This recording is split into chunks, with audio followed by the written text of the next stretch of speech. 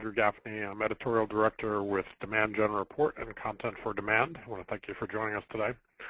We hear from a lot of our readers on Demand Gen Report that they're being challenged to improve the results of their campaigns and try to show the influence and contribution of those campaigns to pipeline and revenue. So today's topic is 3 keys to turning campaigns into revenue. Before we dive into the program, I want to give a couple housekeeping items, cover a couple housekeeping items.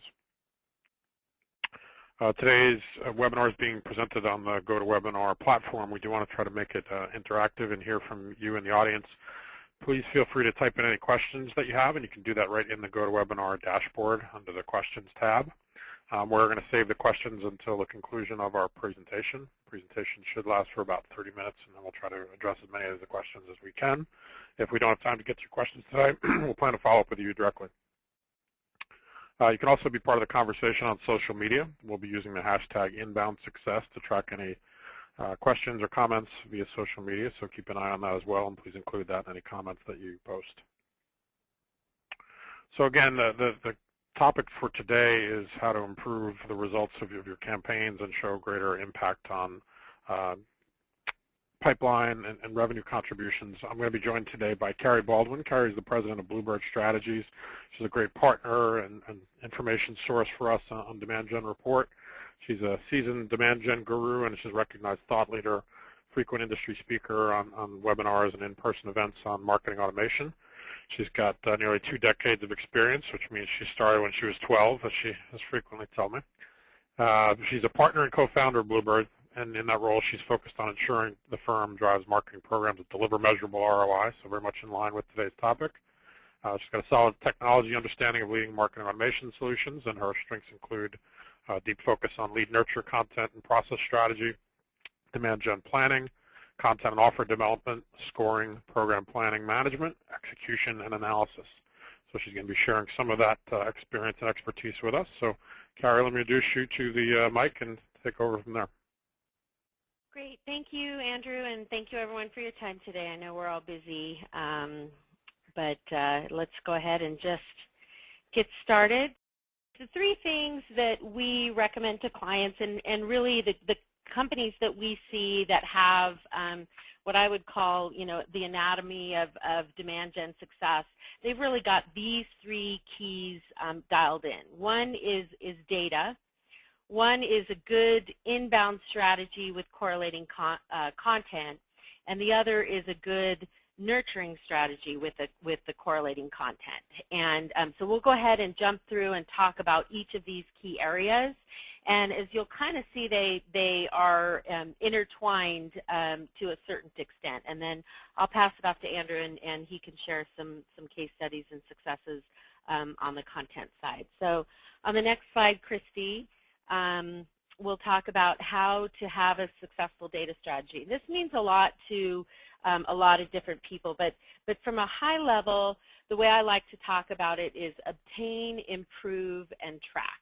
And so, really thinking about how you obtain your data, how you can improve it, and how you can track it and make sure that you are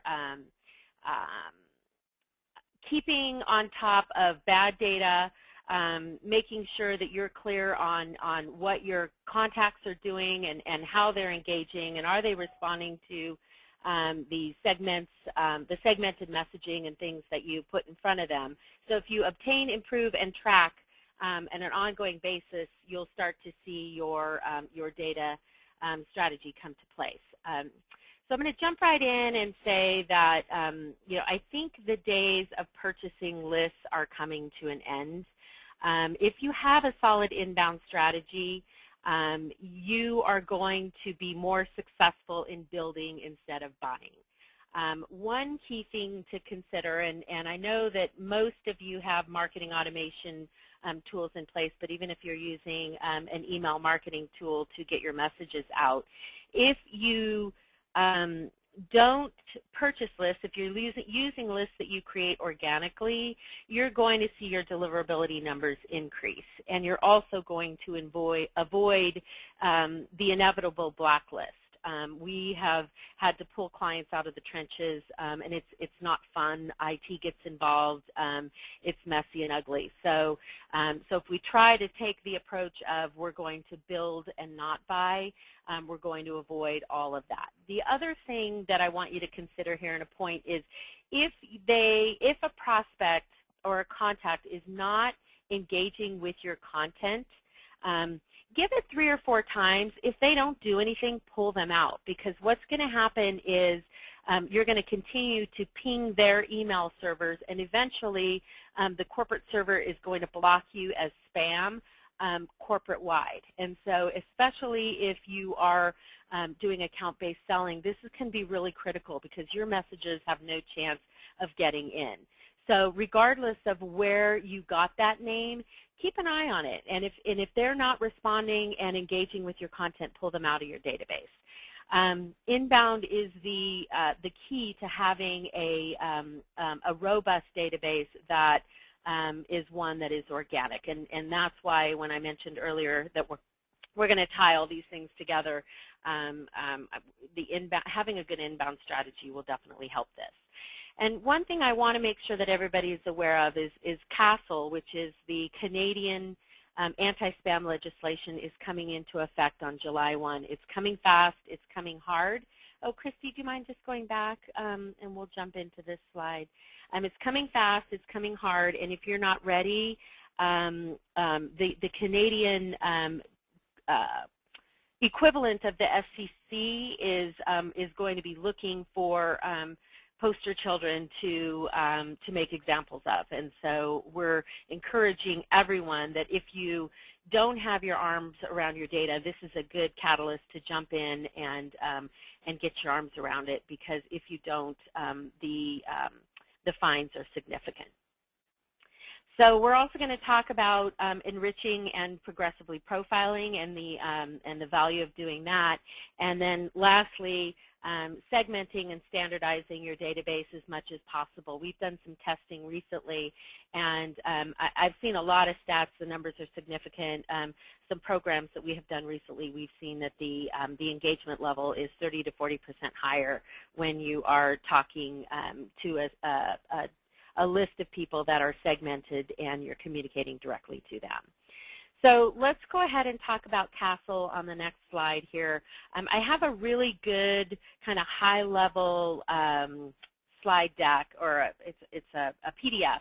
So if you want to send me a note after the webinar, an email, I can shoot that over to you. It's a Canadian email marketing company that created it. But basically, the bottom line is if you are sending messages into Canada, you have to follow these regulations. So North America bucket, which most of our clients sell to North America, and Canada is obviously part of that. So, you know, obviously the easy things to do are to remove anybody that has a .ca extension if they've got a Canadian address. If you're not going to comply and have them opted in, then you need to remove them from your database. But the challenge is if you don't know, you need to find out, because if they've got a Yahoo address or a Gmail address and they reside in Canada and you send them a message and they did not opt in, then you are going to be in violation. So again, as we talk about understanding your data, getting in, cleaning it up, having a place for everyone, CASL is you know, a good priority, an easy way to sell the executives of your company on the need to get going on a data project. And today is May 28th, July 1st is coming fast and furious. So moving on then to the next slide, some other thoughts around data is creating a snapshot. So going into either your CRM instance or your marketing automation instance and getting a snapshot of what you have. And I think that most of the time companies are surprised at the fact that they don't have as many mailable or deliverable records as they think that they do.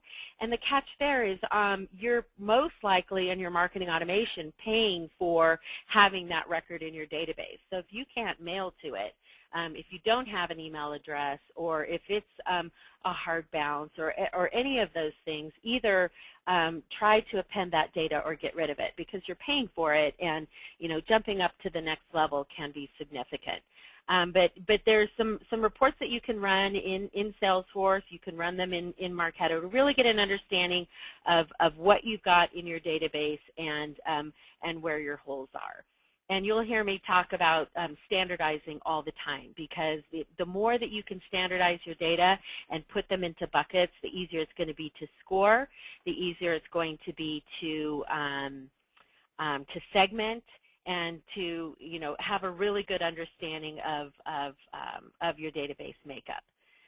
So on the next slide, if you can move on to that, Christy, I ran across this tool and I was really excited about it. I wanted to share it with you guys today.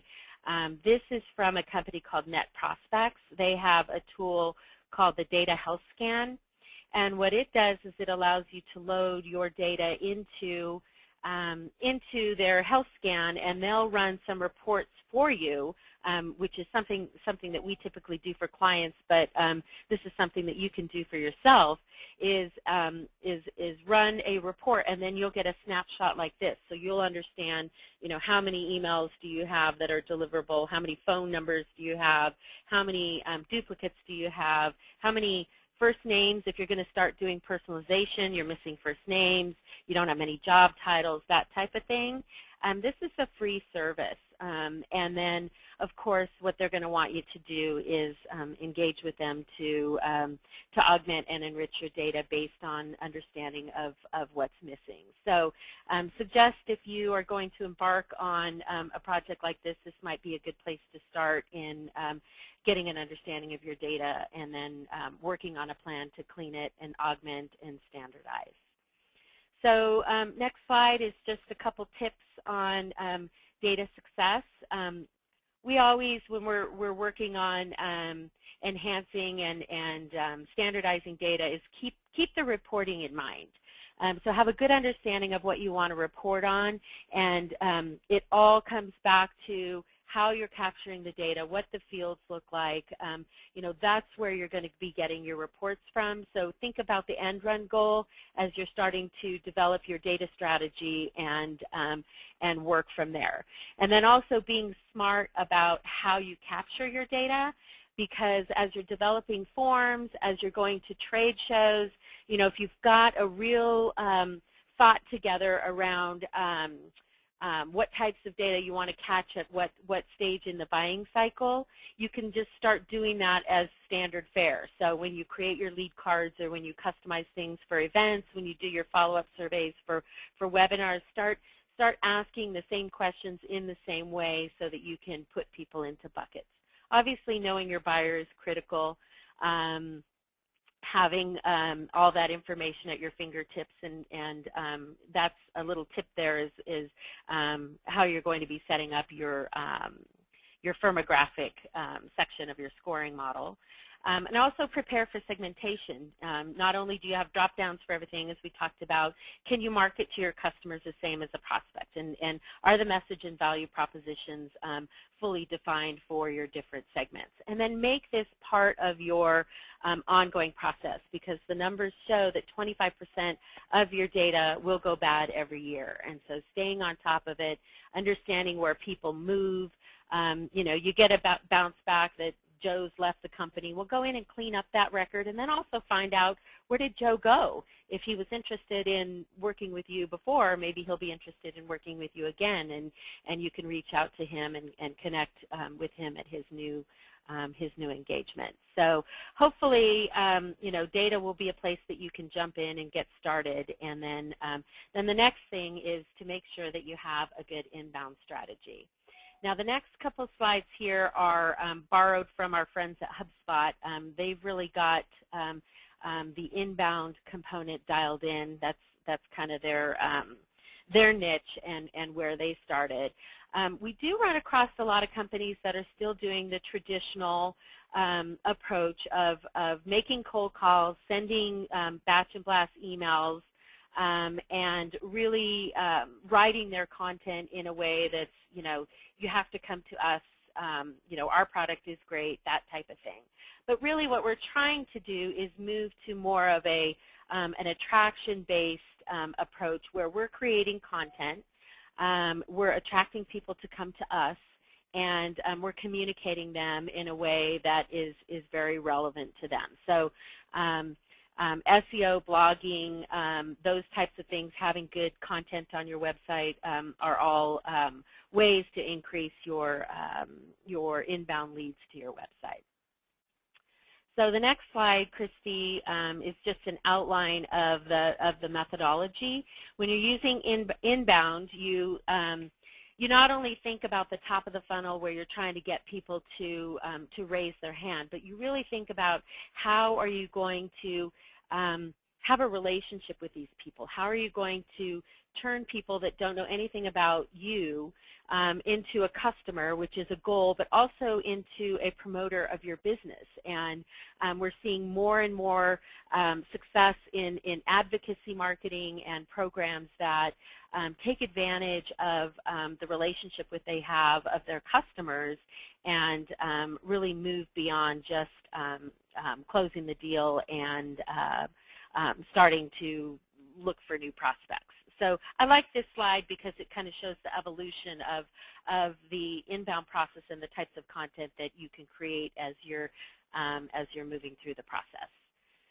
So the next slide, also from HubSpot, is the one that I think is the real killer. It's much cheaper to have an inbound qualified lead come into your database versus an outbound. And when we talk about outbound, we think more of cold calling, outbound phone calls, trade shows, or email blasts and things like that, where the inbound are again having the content and having people engage with what you're saying and coming to you. And typically you're going to see that the inbound leads convert higher. I pulled some numbers before this webinar of a couple campaigns that we have done recently, and 25% higher was the average of a couple of the campaigns that I was looking at.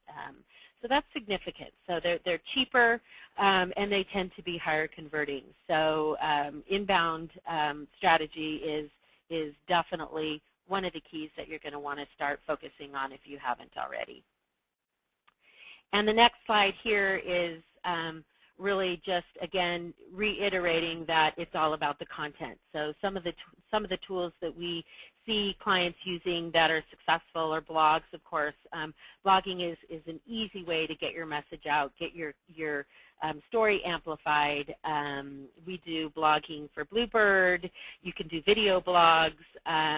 Just make sure that they're topics that people care about. And then, creating interactive tools, photos, videos, podcasts, presentations, ebooks. I know Andrew's got some other stuff that he can share that the C4D team creates and that we love and our clients love. So it's all about the content, and on the next slide we'll show you that it's the content and the context. So being in the right place at the right time with the right message and being relevant and helpful, and I think that's the key thing, and not interruptive. So it's not rocket science, but it does take thought, it does take planning, and it does take having that insight and understanding of your customer and what they're looking for, what their problems are, what they're trying to solve, and where they are in the buying process. So next slide, Christy. I think that's all we have to say about content. So tips for inbound success. When we go to clients and they are ready and raring to go for new content, we really look at their website. Now, is their website lead ready? Is it engaging? Is it clear on where people are going to go?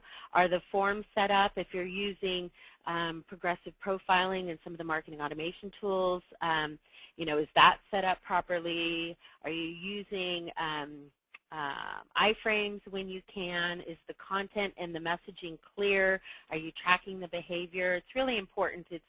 You're putting the cart before the horse if you are investing a lot in content and not making sure that your website is ready to capture I think of it as like a catcher and the pitcher throwing the ball. You got to make sure that the catcher's there to catch it. So a lead-ready website is critical. Consistent blogging and keywords we talked about, great way to get your message out. Having really good content and a multi-channel approach. It's not just blogging and hoping people are going to come to you. It's where do you share your information? Where are your prospects?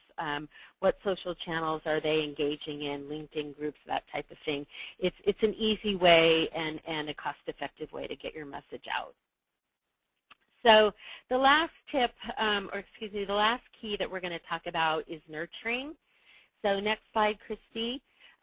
So this kind of sums it all together, combining the data and the content on the nurturing side. So this is one of my favorite slides because what it does is it shows life cycle, right? So it's the customer life cycle. It's not just, we don't just want to communicate to them when we're trying to get them to pass off to a salesperson. So it's all the different stages in the buying cycle, in the customer life cycle.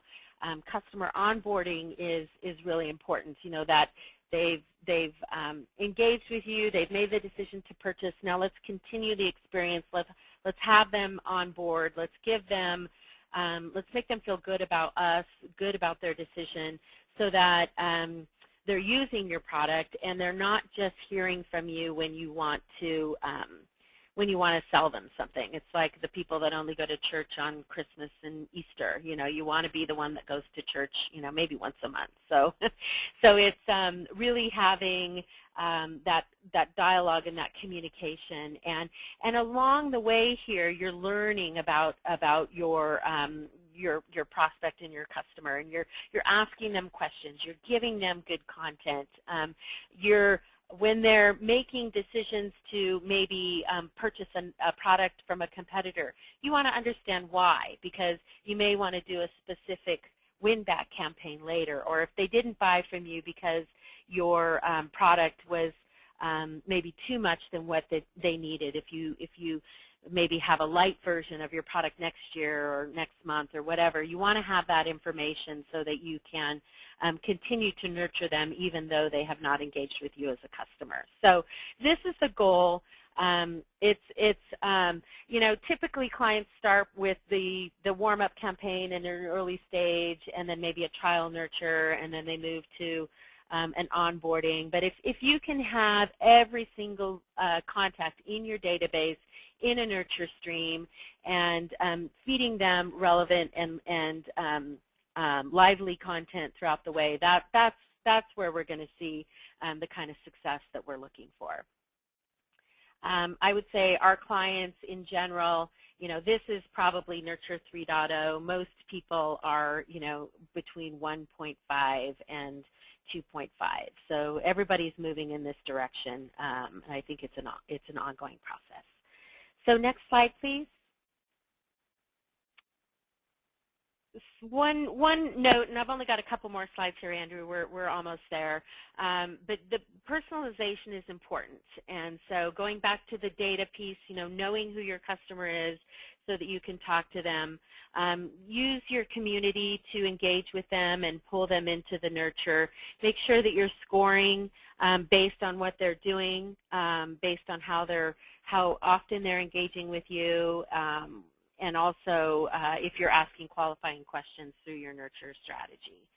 So personalization is key to having a successful nurture.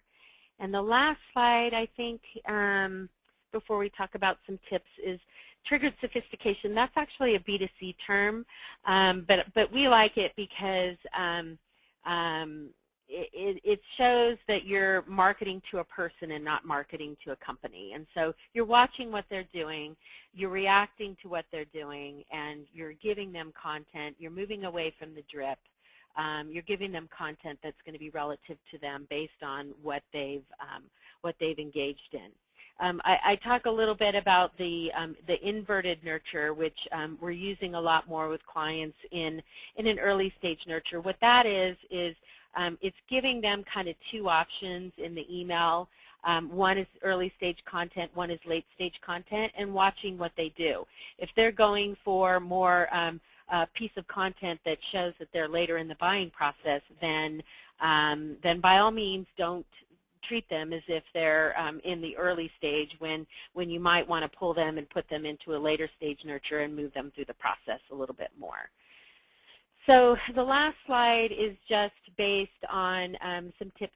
Oh, sorry, one more here. I put this in here because I hear a lot of people talking about thought leadership and how do we become thought leaders and how do we create content that is thought leadership content. And I want to remind people that thought leadership really comes from a solid content strategy. It inspires buyers to act, but it doesn't necessarily have to mean that you created the content. So to be a thought leader, you can be commenting on other people's content. You can be sharing other people's content. You can be tweeting and blogging about other people's content. So if you find a good piece of content that is relevant, you can still be a thought leader by in having conversations around that content. And the main point is to be involved with the conversation early in the buyer's journey, and to get to talk to people as their people and not as companies, because as we know, people are the one, you buy from people, you don't buy from companies. So, just kind of to demystify thought leadership, that there's, a great opportunity for your company to create thought leadership content, but also by engaging and talking about other thought leadership content is a good opportunity as well. So the last slide is just some tips for nurturing success, and then I'll go ahead and skip this one, Christy. We'll go ahead and wrap it up and pass off to Andrew. Make sure that your content is customer focused. It's not about you. We always go in and edit our content, our clients' copy, because they inevitably it's human nature. You want to talk about what you bring and what's so great, and really you've got to make sure that it's customer focused. And again, right content at right time, easy to publish, share, and amplify, so get it out there. And a couple ways to get started is do a content audit. So see what you've got, put it in a spreadsheet, rate it by early stage, mid stage, late stage, or however you want to bucket your buyer's journey. And then also, is it internally created or externally created? And do a gap analysis. What's missing?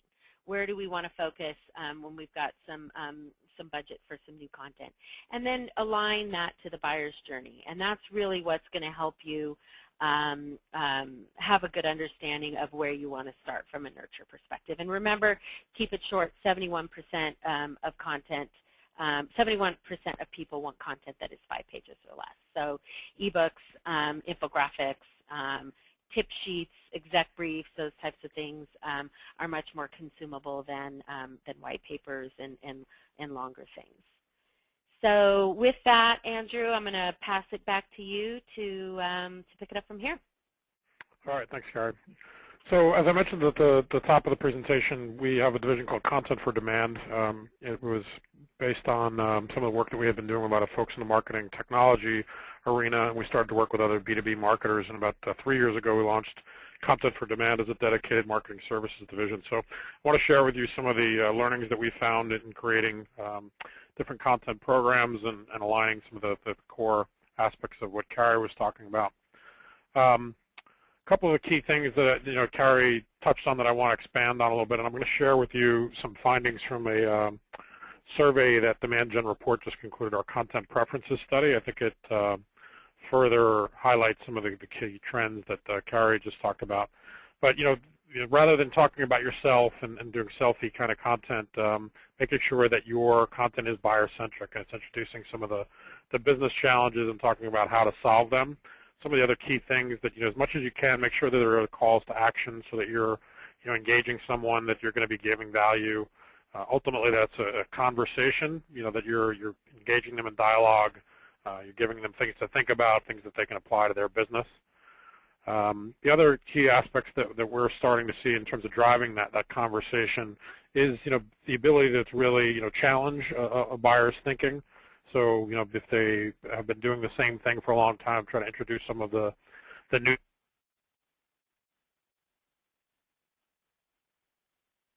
earlier, the importance of nurture, the different types of nurture that you can be doing and should be doing. So we're really seeing a lot of success with different campaigns that use different types of content, different formats of content to make nurture programs more successful. So I'm going to share with you some examples of those. Before we get into that, though, I do want to share some of the findings from that content preferences study. I think it will complement some of the points that Cari talked about.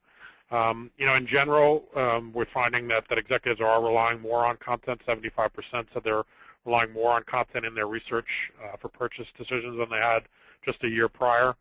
And 64% from our B2B buyer survey said that content had a significant impact on their buying decision. So it's no longer a nice to, it's definitely a need to. It's an influential part of the overall marketing and brand mix. And it's really becoming much more critical because buyers are self-navigating and spending, engaging with salespeople later and less often.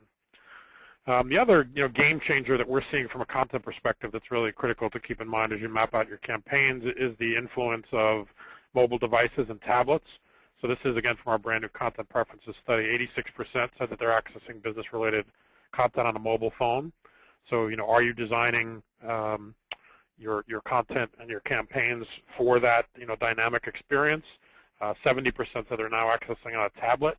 And I try to remind our clients that, the tablet experience is dramatically different than, reading a white paper on a PC. You're using your finger, you're scrolling, you're used to clicking through and, having a more multi-dimensional experience. So again, I think that's why we're seeing a change in some of the content that people are consuming and preferring.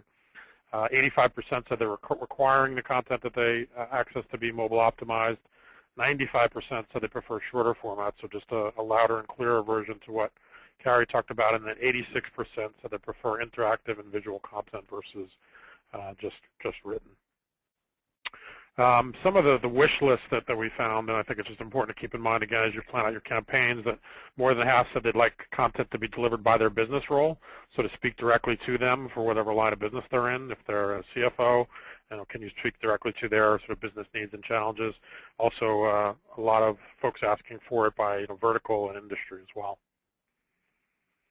A couple other trends we're seeing. Cari talked about the impact of social and making sure you're active on blogs and commenting and posting. That came through loud and clear from the trends we're seeing. So make sure your campaigns or your content are also being amplified. In the content preferences study, 73% said they're getting more of their content through social networks or peer recommendations. So it's not just from their inbox and what they're getting inbound, but that the importance of the share effect is really, as you can see, I think becoming much more pronounced. 53% of buyers said they're relying more on peer recommendations. 78% said they're actively sharing content on LinkedIn. So if you're not actively engaged on how your brand is communicating on LinkedIn and in the B2B world, I think it's a big missed opportunity. And factoring that into how you're building campaigns, what's the messaging around it? How can that be built for making it more shareable on LinkedIn and Twitter as well? So some quick examples of campaigns, and sort of tying it all together, what Cari talked about. We're working with a company called Crowe Horwath. They're a leading consultancy to the banking industry. They started to build out an aggressive nurture campaign with 4 different tracks, and they needed an extensive content library to work across them.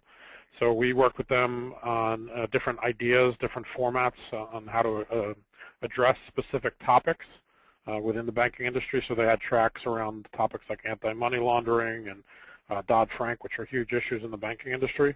Work with them to apply shorter formats, more interactive formats like infographics, motion graphic videos. We're starting to use with them now. Brain Sharks has been a really successful platform for us there, again, where it allows the viewer to navigate a bit more, spend time on parts of the content that are more important to them. You can also embed polls in Brain Sharks. So again, having a success with those is more immersive formats, and you can see some of the success that they had here. I think some of it's attributable to it being a nurture track and being more focused and segmented, as Cari talked about, but they have had dramatically higher results in terms of open rates and click-through rates, and also already seeing pipeline impact from it at that point as well.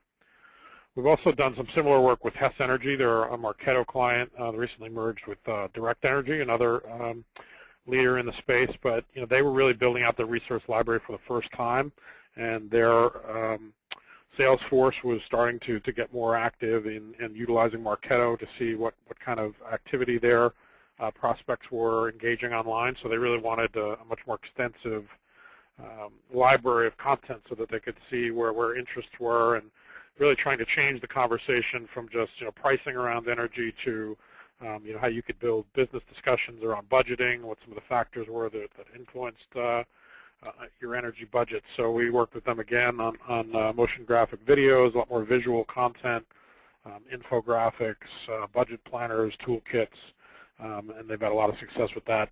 Not from also just a content lead generation, lead nurturing standpoint, but also from a sales enablement standpoint, as their sales team is able to utilize these assets as follow-up and also as intelligence gatherers to see where prospects may have of an interest for a future discussion. Data is also really critical from a content standpoint. So this is a client we work with called Autotask. They service the IT service provider industry. They found that there was really a lack of benchmark data for their industry. Gartner and some of the key advisory firms really weren't providing some baseline data that they felt like their community needed. So we worked with them to create a proprietary research study and really use that as a foundational piece that could feed a number of different content touches. So we did infographics with this. We did an ebook. We did shorter form things like checklists or 10 key things that you should look at. We also utilized BrainShark again here and some motion graphic videos as well. So I think the key for us is we're really trying to build modular content strategies that can feed nurture campaigns, buyer stage specific campaigns, and mapping back to that as often as possible. So we'll walk through this pretty quickly. This is another example. Savo is a leading player in the sales enablement space. We recently just launched to work with them on a nurture program as well, and you can see some of the more visual, shorter form content that they're utilizing there. Again, it's about multi-touch, having a conversational sort of aspect where you can see where people's interests lie. The key, I think, denominator, and it's something Cari talked about, is making sure you're not looking at content, campaigns, and offers as dead ends where, download this white paper and then our engagements through, but continuously giving them a series of offers, feeling like they're getting more educated as they go, and then they're going to be more in line and ready to talk to a salesperson because they will have absorbed all that content. So we tried to keep that to 30 minutes. We were fairly close, given our technical difficulties at the top. I want to take some questions now. If you haven't already had a chance to do that, feel free to go ahead and type in any questions. We've got some good ones that have already come in. Cari, let me dive into those so we can stay on track for time here. Edward in the audience asked, where does cold calling 2.0 play into marketing strategy from your standpoint? Do you feel like outbound calling still has a role as it relates to inbound marketing? Yeah, definitely. So if you look at the Serious Decisions kind of revised waterfall, and Edward, I'd be happy to share that with you if you want to send me an email. But we really look at the role of the inside sales team broken up into two pieces. There's like the hunters and the farmers, right? And so you still have to have the hunters that are going out and reaching out and trying to find those opportunities where you have the farmers that are basically taking what's coming in from marketing and qualifying them and moving them through. I think the other thing that was very clear at Sirius is account-based selling is becoming more relevant for organizations, and I think that cold calling definitely has a play in that strategy as well. So I think it's definitely a tactic. It's just not the main tactic. Okay, good point. We have a question from Alicia. She said, we had a couple of people interested in the data portion of what you talked about, but she said, how do you switch over to buying fewer lists and nurturing people and capturing leads through content? I guess, how do you make that transition for companies that have been used to doing it more through list acquisition? Yeah, it's an evolution. I think, again, once you start really doing inbound, you're going to see your numbers go up significantly. Once you start doing more social, you're going to see your numbers go up.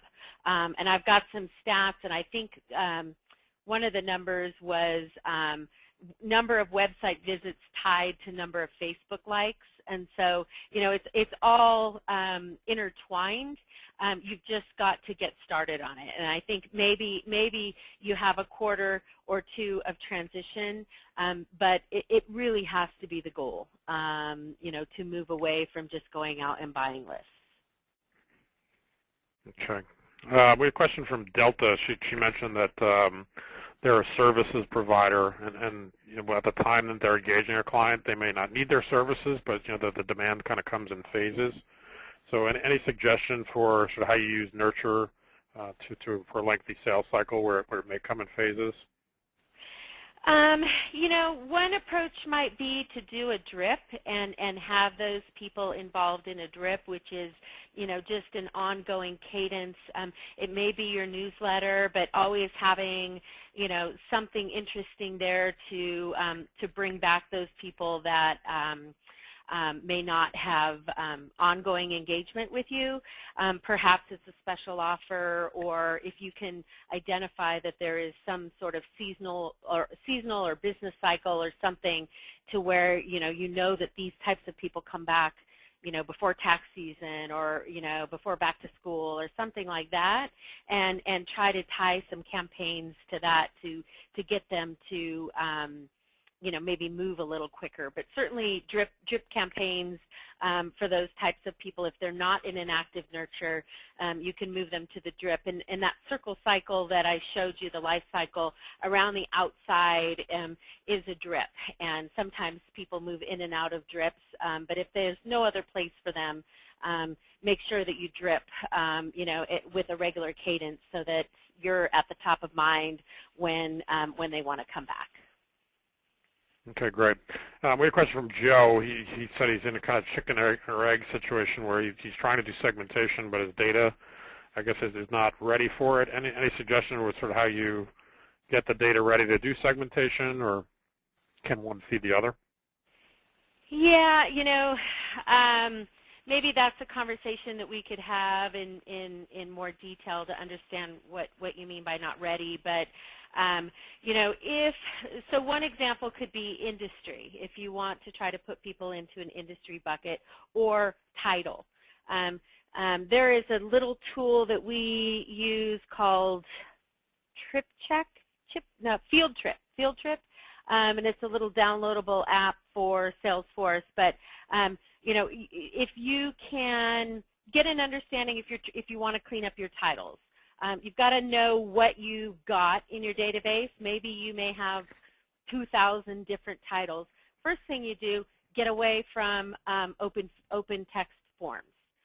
Everything's got to be dropped down. So figure out, how do we want, what are the different titles? Maybe there's just 10.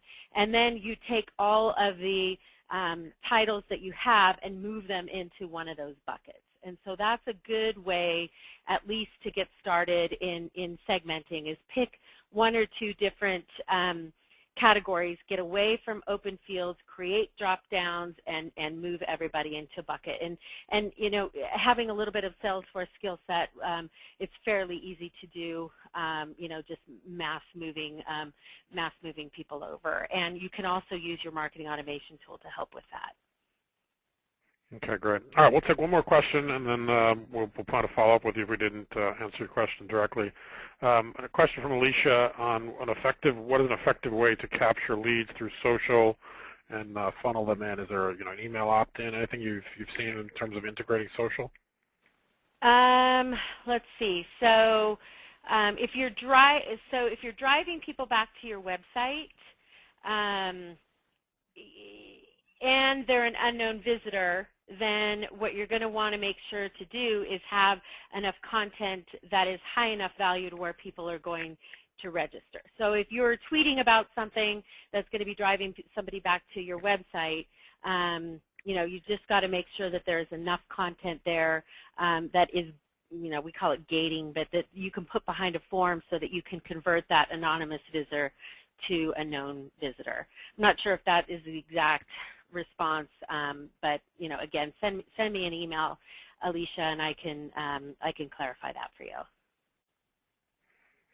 Okay, great. So we've promised to try to keep this within the hour, and we're going to keep to that. I want to thank Cari for a lot of great insights. Hopefully this was beneficial for you in the audience.